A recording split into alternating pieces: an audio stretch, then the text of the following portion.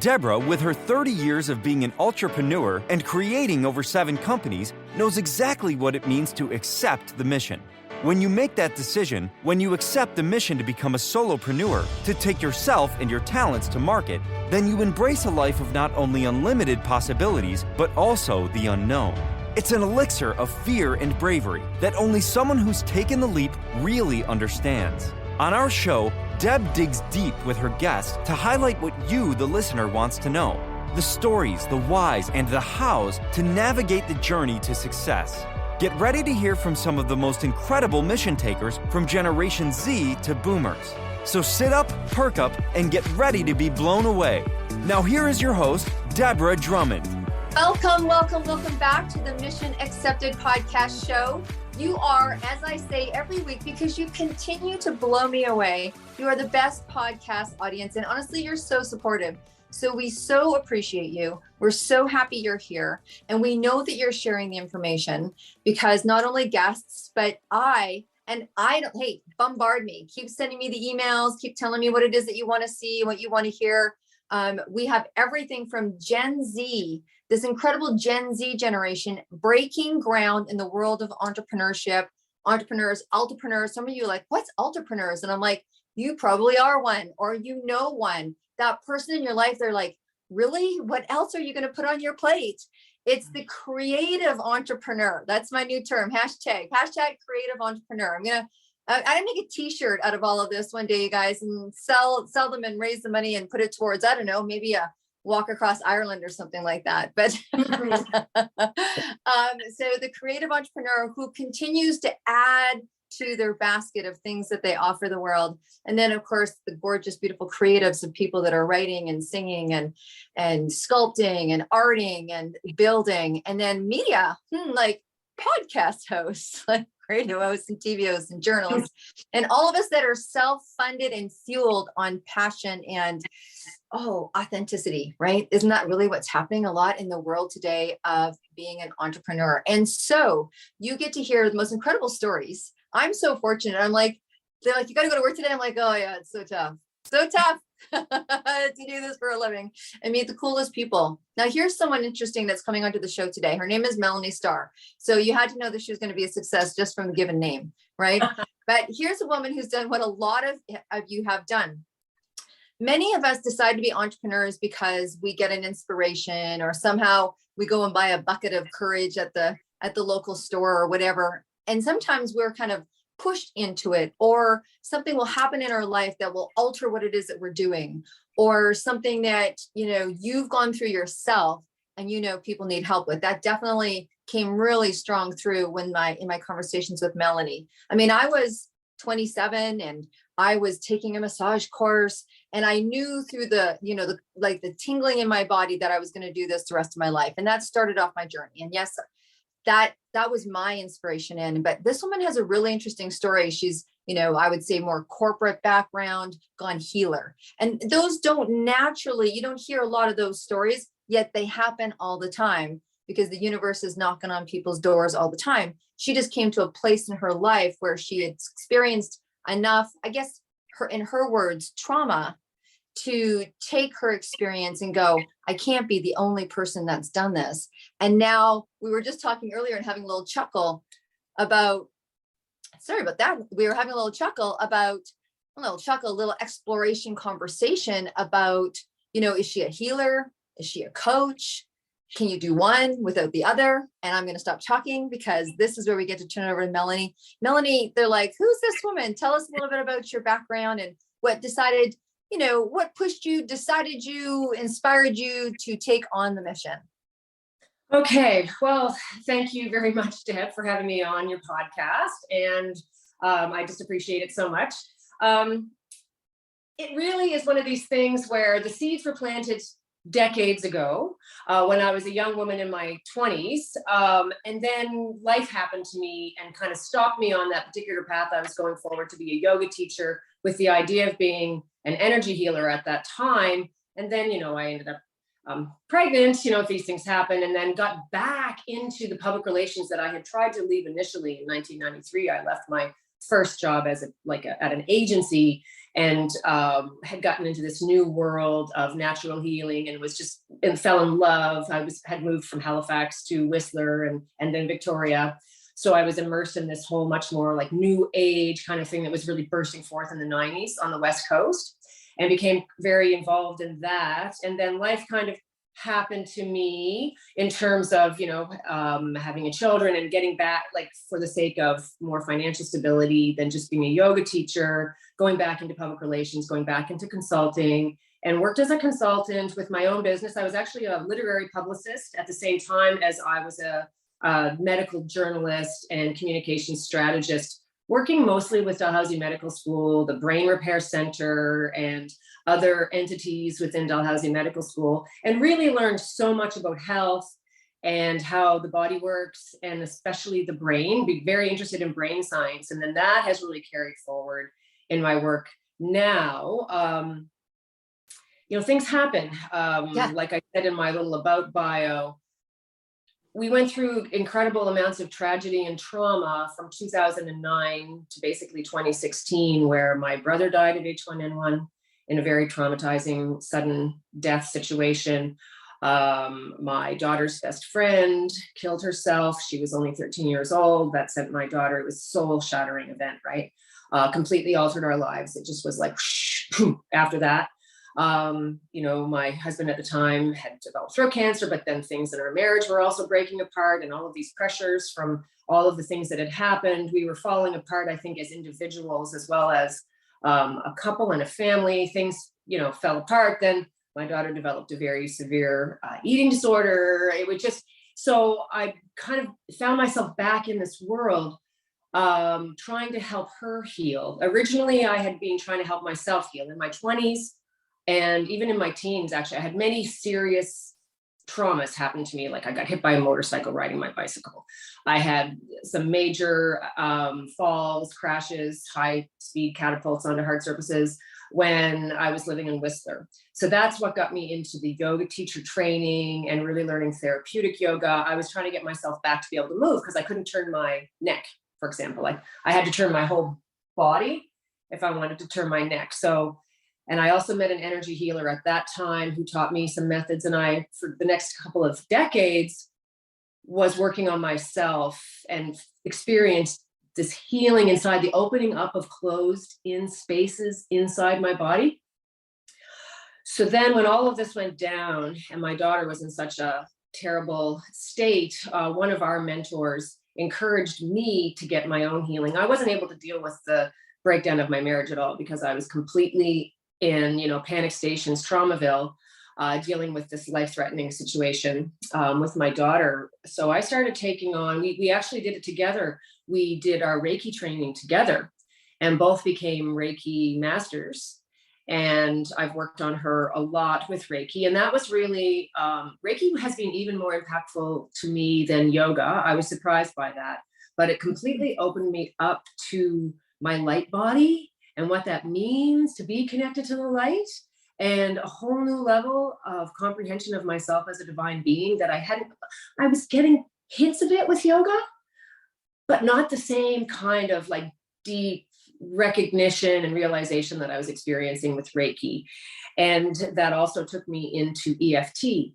My idea early on was, but I very early on started taking on the idea that other people are going through this. I was starting to empathize with the idea of what parents are going through when their children have eating disorders. And I was thinking about taking what I was learning and translating it to working with parents of children with eating disorders.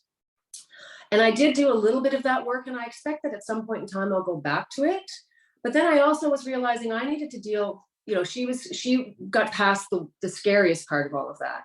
And then I was really realizing that I needed to deal with the breakdown of my marriage. I was with this man since I was 18 years old, 32 years together, 26 years married, completely influential in my entire life. Like, as you know, long-term marriages influence every aspect of your life, where you're living, who your social group is, what you're doing for a job, what you do for your leisure activities, what your frame of mind is, what your belief system is. You're so influenced by all of this, right? So my identity and as a mother and a homemaker and all of these things was just You know, I had to deal with that. And so I started focusing on that for myself. And then it became, and healing the trauma within me, healing my codependency that I then was starting to recognize, like, what is a trauma bond? What is codependency? Understanding that all of this stuff that happened between me and him was to do with our respective childhood traumas. Understanding that the higher the spiritual perspective that you can take, the sooner, the faster you can heal, when you realize that, oh, I chose this person. You know, Right. before I even came in this time, this person was meant for me. I was meant for them, because we were meant to learn so much from each other in our relationship, right? So I really started healing from my divorce, and then realized that that was where I wanted to go with my work, at least for now, for a primary focus. I kind of see a more kaleidoscopic mission, but right now that's my more focused mission. Right. I love that, kaleidoscopic. You know, it's a good friend of mine. Yes, a couple of days ago we were talking, because of course I have multiple. I'm one of those entrepreneurs, and he's like, we were coming up with names, because people are like, "What's an entrepreneur?" And I'm like, "Oh, so now we have another one to add." You know, kaleidoscopic mission. Yes. And yeah, he's like, Deb, because he was talking about himself as well, and he's also creative. He's actually my webmaster, and he's like, we're potential lights. I'm like, ooh, that's a good one as well. Potential light. Gotta write that one down. Yes, yeah. So let's just recap a little bit, because that's a lot of breath for people to take in. So really, it's really been a journey for you. It's been like this coming to, but it's very interesting. And you'll hear that a lot with people in the healing arts. And I had a healing arts studio for 27 years. So I understand the organic, it's not an organic process. It's almost like an organic vision, where you go from one thing to another thing to another thing. And you start to see both sides of the coin, where you talk about seeing the spiritual, you know, relationship between this marriage, and also going through the actual, you know, pain of what it's like for that to come to an end, and dealing with the situation with your daughter, you know, from a practical standpoint, and what it means, and your epiphany of, oh my gosh, what are other parents, you know, dealing with, go out there in the world, because I know what I'm dealing with. And then, you know, relying on this spiritual aspect of Reiki or what have you to help in this very kind of pragmatic situation that you have going on. And I think that the world has very much come, you know, I mean, hello, sister, I'm with you in the 90s, you know, when you had embarked on yoga, I had embarked on massage, and it sounds like you fall in your love with Reiki. And for me, my love was chakras and Ayurveda. Like, right. I think one of the healing modalities tends to resonate stronger for whatever that means, right? It's obviously a very big gift of yours. And so being able to recognize that you've had traumas, and I'm sure people listening will, if they went through the 4 or 5 or 10 years of their life, could list things. Then when something happens, then that digestion period and that transition period, and then the recognition of that. So you certainly have gone through enough, yet good on you that through that whole process, you had like an energy healer trying to help you turn your neck. I see you as a very resourceful woman who was willing to explore all possibilities to heal from, you know, what we would say was very traumatic times, right? Yes. Yeah. It's been very, very traumatic times. Sometimes that were very dark, when you doubt or you actually feel like, are we going to get through this? Yeah. What is going to happen here? Times of tremendous terror, really, and doubt. But always connecting, for me, it has always come back to connecting to source, and coming back to try to find that inner voice of myself and my connection to the divine, and understanding that I'm here for a reason, that all of this stuff has happened for a reason. It's being like a training ground, so that when I'm sitting in front of a client, it almost doesn't matter what they are talking to me about. I've experienced so much that I can empathize with so many parts of the coin, whether it's depression, anxiety, addiction, chronic pain, insomnia, relationship breakdown, a child having a serious health crisis, whatever it is that they're going through. And I do find, one of the things I find with my audience of women going through midlife divorce is that many of them do have their children are also compromised, because they were in conflicted relationships so long, and it was hard on the children. I work with the older women, but I have a message for younger women and couples as well. If it's really going badly, staying together for the kids is not doing the kids any favor. They'll do better if they see that their parents can peacefully, separate and build resourceful lives on their own, where they can co-parent peacefully and all those kind of things, than hanging on when they're out of alignment now. Because as you know, no doubt, it's all to do with the energetic alignment, frequency alignment of a pair of partners. And over so many years, people change. They just do. And when people are resonating on the same frequency or similar frequency, it's like music, right? You're so into music, you get harmony. But when someone's frequency is shifting and shifting and the other person's maybe isn't, you get discordance. Literally, the energetic frequencies of the two individuals are no longer in harmony, and you will get discord. And there's nothing can be done about it except recognizing that people have to be true to themselves. They have to be in alignment with themselves ultimately, because then if you're not, you're abandoning yourself. And many of my client base have been doing that for decades because of the social conditioning that tells you that it's more important to try to keep everything going, even if both people and the children are being harmed by the discordance that's being produced by the misalignment, right? So the social conditioning to stay in the marriage is very, very strong. But you can see how it's breaking down now. And there's such a wave, it's called like a tsunami of gray divorce, pretty much. The divorce rates are just escalating in this age group. And part of it is to do with the fact that people change over so many years. And also some of these relationships are just not meant to be anymore, right? They're not. I mean, yeah, it's such an interesting and in-depth topic, right? I remember reading back, there was a great book, is it Harvey Hendricks? And he's right. Yes. He wrote Finding the Love That You Find. And then his talk about the difference of marriage and the difference of dating, being engaged, and then really what happens when you get married and the difference of that, keeping the love that you find. And one of the main principles for him was, because you have this relationship, and it's so hard because you would have to go back almost not to the beginning of time, but you'd have to come to some kind of mutual epiphany during the course of your relationship, recognizing, because his books were incredible, was that, and it was the insight that I got for me was that if you could recognize that the person that you're in a relationship with has not only brought forth like great love and great gifts and great things, but also probably some kind of remembrance of your childhood trauma. Absolutely. That they're actually triggering you as well.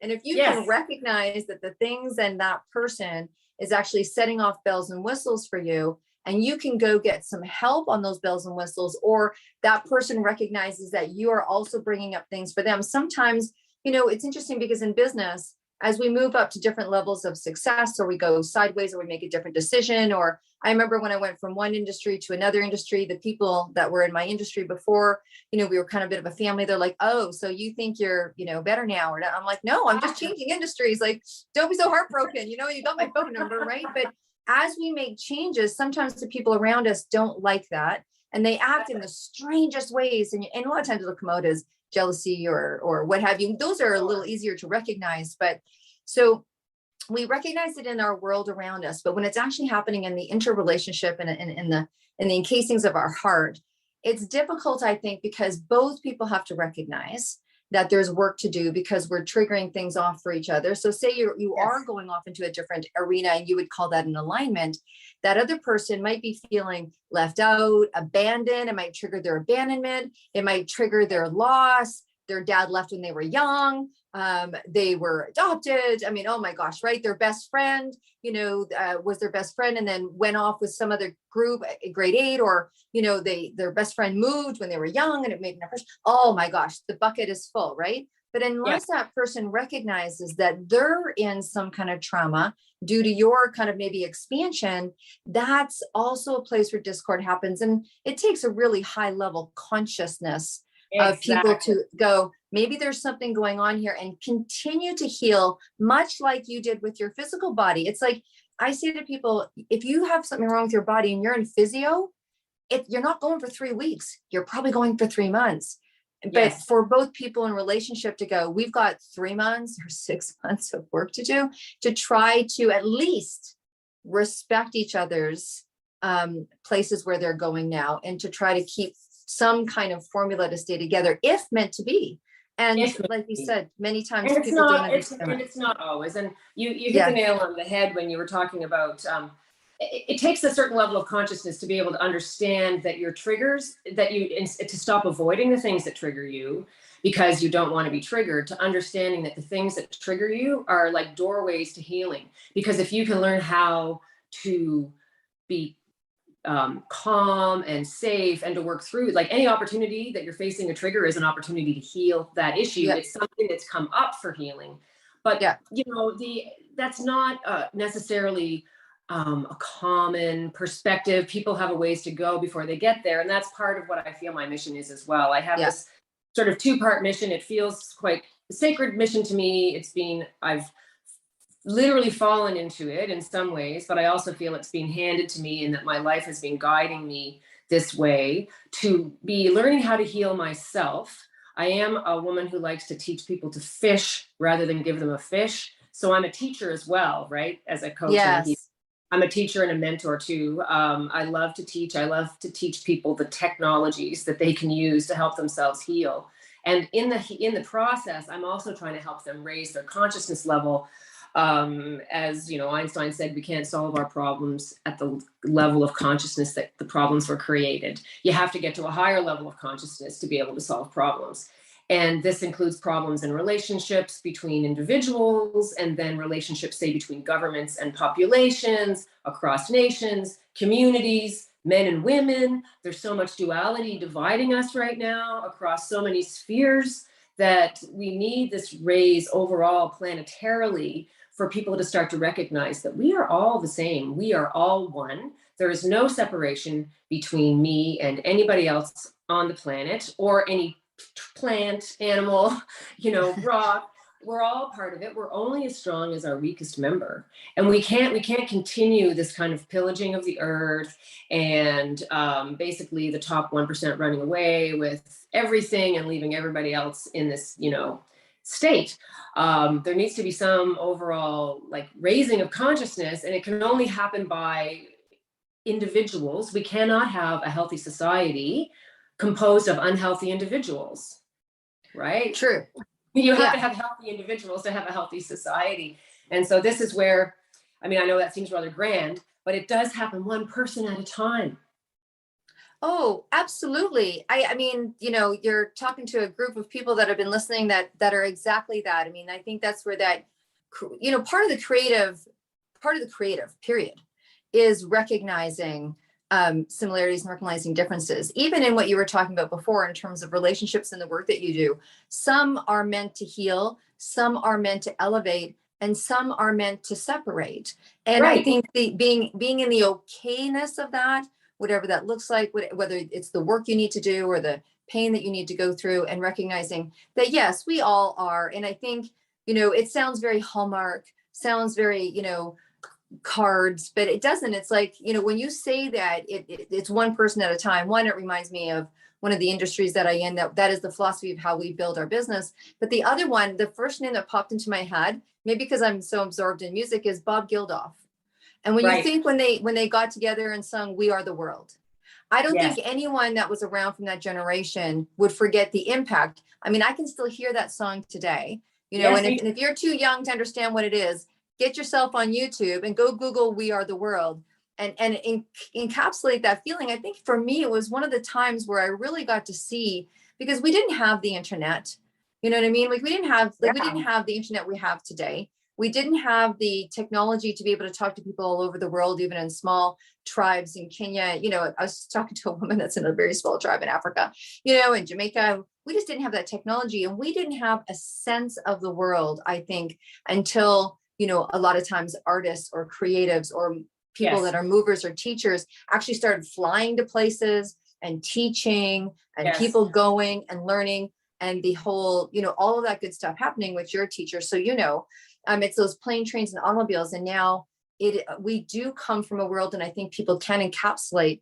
that, honestly, one movement, right? Isn't that what, you know, tsunami is like, a butterfly effect? Like one movement can really change. So we're getting pretty vast and we're getting pretty philosophical on here. Let's bring it back a little bit. Melanie, let's bring it back a little bit. So I want to talk about you because you are a healer. You know, you are a master at what you're teaching. You have clearly great intentions. You're very authentic in your, you know, the bigger picture. But I love the fact, because there is a lot of women in the sector that you're in now, whatever the Kaleidoscope has for you in the future is what it is. But first of all, we need to talk about, you need to come back on the show, and me and you need to talk brain. Because when you're talking brain, I was like, oh my God, everyone knows I love the brain. I'm like a brain addict. Yeah. But tell us a little bit about what the work is now. So you work predominantly with women that are actually in that midlife place, because when a divorce ends, so does a lot of things, like our identity gets, you know, gets spread. So you tell us what work you do. Okay, well, I have a Facebook group, a private Facebook group that I run. I keep it pretty intimate so everyone feels safe. It's a very safe space. I call it Midlife Divorce Transformation. And the reason why I use the word transformation is I want people to understand, or I want people to, okay, so a lot of people are approaching their divorce like it's the end of the world. And it can be crushing, devastating. I was devastated. I was completely devastated, could barely function. You know, it feels like the end of the world. It feels like the end of your life. You lose a lot. Like I lost my home, my community, my neighbors, friends, money, you know, the family, so much, you know, you lose so much. And then you're really left though, confronting yourself. And that is actually a gift, because you had so much distraction and so much emphasis on everybody else. And you realize that you were conditioned to be like that, to put everybody else first, even if you're actually kind of destroying yourself in the process or losing yourself. And so what I'm helping these women learn how to do is put themselves first, see who they really are, understand themselves as a divine being, and start to understand what really turns their crank. What inspires them? How do they want to move forward? How can they find safety in their life? How can they find connection? How can they ground themselves, right? Into these really basic things. I work a lot with the physical body, with the heart, mind, soul. It all has to be part and parcel. So I do one-on-one work. I'm a master EFT practitioner, which is, I would have to call it my workhorse modality. I do other things. I do embodiment work, breath work, energy healing, etc. But EFT is this sort of workhorse. It's so effective, and you can work with people over Zoom. And I find I've been blown away, because people will come to me. Most of my clients, they're not just going through divorce. A lot of them have already, it's like 5-10 years later, and many years of therapy later. And they're coming to me and I still feel stuck. I don't feel any better. And I've not only that, I've repeated negative patterns in subsequent relationships. And I'm even more broken now than I was after my marriage, because I've had another relationship that left me feeling hollowed out or whatever. So what I have been finding is that 10 sessions of EFT over Zoom can transform someone's life. I have a client in Sydney, Australia. And of course, I can work all around the world with people on Zoom. And my client, Kirsty, when I first started working with her, she really was saying, you know, if this is my life, I'm not sure I want it. And 10 sessions later, she's like, well, actually, after the second session, she emailed me and said, oh my gosh, I feel myself is coming back. And now she's just so grateful, and she feels like I've saved her life, you know? And I see these results with women. It's amazing how effective EFT is, because it works on the nervous system. It's not just talking about your problems, it's calming the amygdala, the, you know, threat detection center in your brain, and deactivating your triggers as you work through all of this stuff. And it always takes us back to childhood, because always there's some kind of predisposing factor that has caused this person to not value themselves maybe as much as they should and could, as, you know, a divine being. Right. And so bringing them back into themselves and going through and healing their nervous system from the trauma, you know, the separation anxiety. In many cases, there's a betrayal trauma. In some cases, there was a codependent with an alcoholic partner, is very often the case. A lot of my clients come to me having been in marriages with very mentally unwell people. Can certainly happen, and that's had a big effect on them as well. So they've been through a lot. but it's kind of almost miraculous how well EFT works, even for such deeply entrenched long-term patterns. It kind of astonishes me, really. So that's, and I'm developing a group program that I'm going to launch this fall, calling that Embrace Your Midlife Divorce Transformation. Like, don't fight it. As we all know, the resistance to what is the source of all suffering, right? You have to accept it. Don't just accept it, embrace it. Say, I'm alone now. What can I do with that to make it be to my best benefit, to build my best life ever, even though it's very painful right now? It won't always be that way. It's kind of this offer of hope. So I want to do group programs because divorce is very isolating. Right. You lose so many people, all your friends who are still married, those people that were couples that were good friends with you and your husband or whatever, they're kind of gone. Like, they're not including you. You just feel very isolated, and your friends can maybe get tired of hearing about it because they don't get it. And it's like, is this contagious or something? So bringing women together in small, I think of them as sacred healing circles, to be in little group programs with maybe 8 or 10 people, to connect, to have weekly healing coaching sessions on Zoom, supplemented with like a weekly curriculum that takes them through a pathway of using embodiment teaching, like using different yoga postures and breathing exercises to feel into being a different person through your body. Like, if you're like this, downhearted, right? Yeah. So if you're slouching over, I'm just saying that because some people are watching and some people are audioing. So, like, if you're kind of caved in or sinking sitting down lower, your heart is sinking. You're downhearted, right? You have to literally lift your heart and open your heart and lift your crown, like be a queen, right? Right. Don't throw yourself to the dogs in how you hold yourself and carry yourself. Many different, I work with them with posture and breathing and all of this kind of stuff through grounding, centering exercises, purging exercises, connecting with anger, releasing grief, processing emotions on all kinds of different levels, mentally, emotionally, physically, step by step, through a defined curriculum. So that will be launching in the fall. So I'm pretty excited about that. Really looking forward to working with women in groups and having people having accountability buddies. So let's regroup a little bit. So first of all, I want to just share with anyone who's not familiar with EFT, it does stand for Emotional Freedom Technique. And as you're listening to Melanie, you're hearing obviously a lot of things around freedom. And I think you really hit a couple of nails on the head. And I know that a lot of you out there listening have had experiences of aloneness, whether you are on either side of this picture. So Melanie, yes, works with women.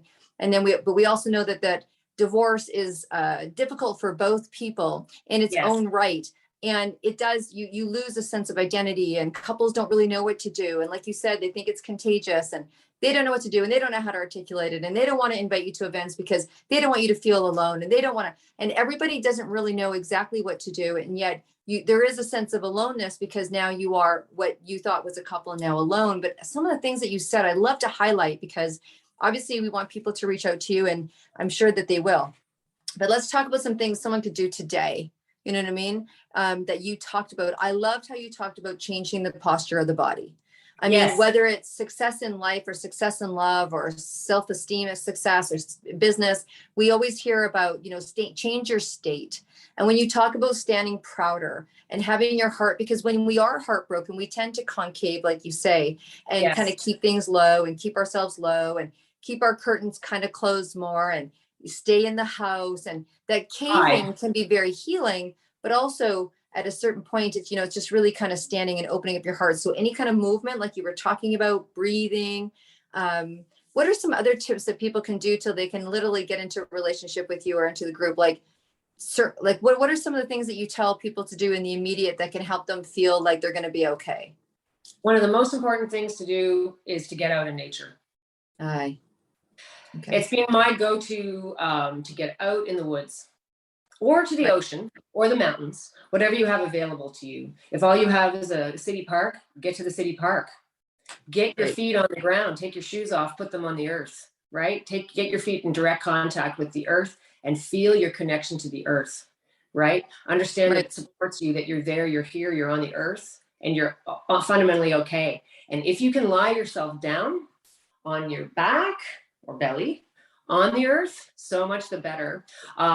You probably know this. I don't know if you've ever done any Feldenkrais, but you've probably done a certain amount of yoga, like getting yourself on the floor or on the ground and feeling your body connecting to the earth, to feel that support and to give your nervous system just a pause and to allow yourself to relax and feel the support and take the support, whether it's your bed, the floor, or the earth, is very, very important. And then in the early days, that's one of the most important things. And music is really important, I feel, for in the early days, especially when you are just devastated and there's almost nothing that you can do. Talking to people, of course, but then you're re-traumatizing yourself a lot because you're telling your story. You know you're traumatized when you're going off at the mouth at 5,000 miles an hour and you can't stop, that you know you're traumatized, right? Yeah. And to get to let things out, to really let it out, allow the grieving. You may privately, kind of preferably, so you're not freaking everybody else out, but really allow it. Allow yourself to bawl your head off. Allow yourself to punch a pillow, break things, whatever you need to do, right, to get the anger out or the frustration. If you're an athlete and healthy, that you can to run, like all those energies of trauma, fight, flight, freeze, fawn. If you've been people get traumatized at work and they get traumatized in relationships, and you can't do that fight or flight very easily in those situations. You can't really pop your boss and you can't necessarily run away from your house and your kids and everything, although you want to, so you freeze, you're in a freeze response, or you're fawning to survive, like you're being that, like sucking up to people or whatever, whether it's your spouse or your boss or whatever. So those keep you locked. They keep you stuck in disempowering relationship patterns, and also not taking steps forward in your life because you're fully in a trauma response where your prefrontal cortex is shut off. Your amygdala is going crazy, and you're basically functioning from your reactive reptilian brain, which has very few resources for any kind of creative thinking, right? So you need to get a feeling of safety in your body, but it's hard to do when you're vibrating on total trauma. So you do have to do the emotional release, but then I would recommend people start tapping. It's so, if you're talking to a friend about what you went through, don't just talk to your friend, tap on the top of your head while you're talking to them. All right. Or tap on your collarbones while you're talking to them, or on the side of your hand on the karate chop point. Don't just talk about your pain, tap while you're talking about your pain, and you will start to bring that firing that's going on in your amygdala down. And then that allows your prefrontal cortex to come back online.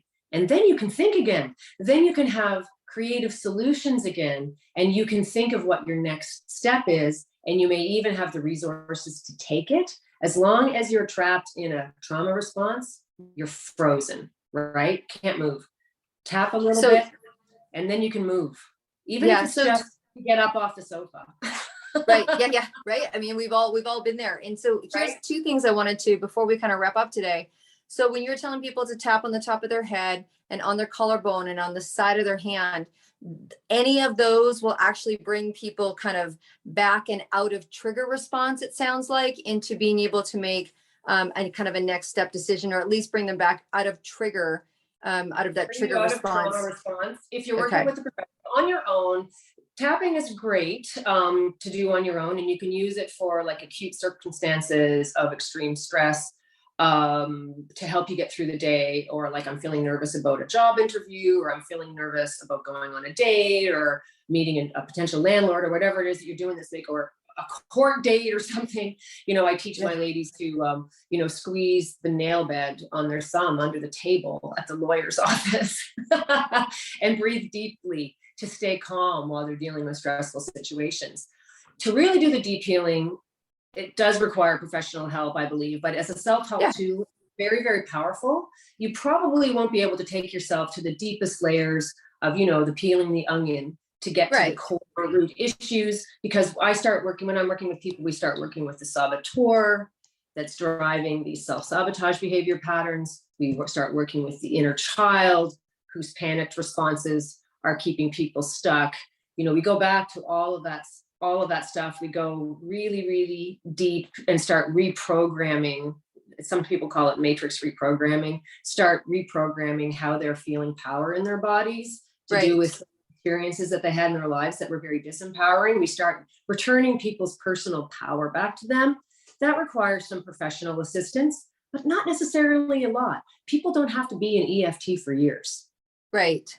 It's not the way it works. Right. It's a much more rapid fire response. Yeah. Okay. So before we wrap up, I want to highlight, obviously, those were some great things that you can do. And if you have deeper work to do, Melanie's going to have all her information in the show notes, and you're going to be able to reach out to her. The second thing is I want to highlight something that you said that I think is really important is you don't have to have just gone through the divorce to have this residual. I mean, even I know for myself that the relationship that I went into after my marriage had ended, which is a number of years ago, ended up being similar in nature. I was like, oh, there's some similarities here, but I didn't quite know because, it comes in a different form, right? And until you get observant, and sometimes you don't know you're doing that because you're just in your own way of being and your own patterns, and not until you recognize. So I love the fact that you talked about some people are coming to you 2, 3, 4, 5 years, who knows, 10 years later when they realize, 20 years. Yes. And people, the other thing is that, and this is such a profound part of the healing, is that the tendency, of course, as you know, when a relationship breaks down, everybody does it. It is them or whatever, right? Like there's this blaming thing that goes on. But everybody, to heal and to move forward in your life, you have to take responsibility for everything that you're encountering in your life because you are the creator of your own reality, right? And people have to understand and recognize, and it can be hard because it's not the natural tendency is not to want to do this, is to recognize that it's your own patterns. It's your own inner feeling about yourself that disempowers yourself, and actually kind of on people's human energetic interactions are really fascinating. And a certain kind of energy in one person will provoke a certain kind of different energy in another person, right? And if a person is really self-possessed and owns themselves in a deep way, they will not be abused. They will not be, they will not be in a relationship that's full of struggle and conflict, right? Right. It's really, we have to take responsibility for our own community, the ways that we communicate, the ways that we feel about ourselves, whether or not we are willing to abandon ourselves, how respectful we can be for another person. We have to recognize that maybe what we don't like about another person that we're seeing or we're rejecting or criticizing is actually something that they're showing us about ourselves. Right? Because relationships are mirrors, and and that's why the consciousness is so important. And that when people are in really conscious relationships, they start to be able to say things like, oh, you just did something I didn't like, that I have to examine myself now. Right. There's so much to explore. I mean, Melanie, we could have you on every week. Maybe we will. It'll be the Melanie Starr report. Okay. So we're going to wrap up here. I'm actually very conscious of the fact that you have a session that you need to do. So we're going to wrap up here. But what I want to say to everybody, first of all, Melanie, can you give people your website or how they can contact you? My website is Melanie Starr, there's 2 R's in Starr, transformation.com. So Melanie Starr, transformation.com. Okay. Or they can reach me at melanie@melaniestarr.ca. Okay, perfect. Thank you. Yeah. Thank you so much for being transparent and sharing as well, because that's obviously a big part of how you've become as gifted as you are, is sharing some of those things. We know when someone says like their child had an eating disorder or a divorce happened or a death happened, we know that there's a whole vast array, and talking about how life was dark. And I think you don't get to a certain level of wisdom in this life unless you've experienced some darkness, and to be able to come out of that. So I want to thank you, listeners. Again, here it is. The Mission Accepted is a platform for people that have taken on the mission. And honestly, we're here for you to come and share your story. So please do that. And if you're not aware, we also produce publications that if you've always wanted to write a book, if you've always wanted to get your voice out, but you don't want to do it alone, that's okay. We do anthologies and we put people together, like-minded people together. And you heard Melanie talk about how supportive that is. And right now, as we're launching this podcast, we're having an incredible experience of hitting, incredible numbers for book launches and making people that have never been authors before #1 best-selling authors. And so how incredible is that? And so we have a community of opportunities of way for you to get your word out, whether it's endorsements on the site or publications or put a quote in our entrepreneur planner. There's lots of reasons for you to reach out. We'd like to help bring what you do to the forefront, like what happened for Melanie today. So please, you know how to get in touch with us, right? So Melanie, thank you so much for being so transparent. Thank you for going through and doing what you do. And thank you for sharing that with others. And with that, people, we will see you again here very shortly. And don't forget to share, and don't forget to subscribe, and don't forget to email. Honestly, you have a list of things to do, people. Don't forget to let us know how you felt about the show. We'll see you soon. Thank you so much for being the best audience ever. And Melanie, thanks again.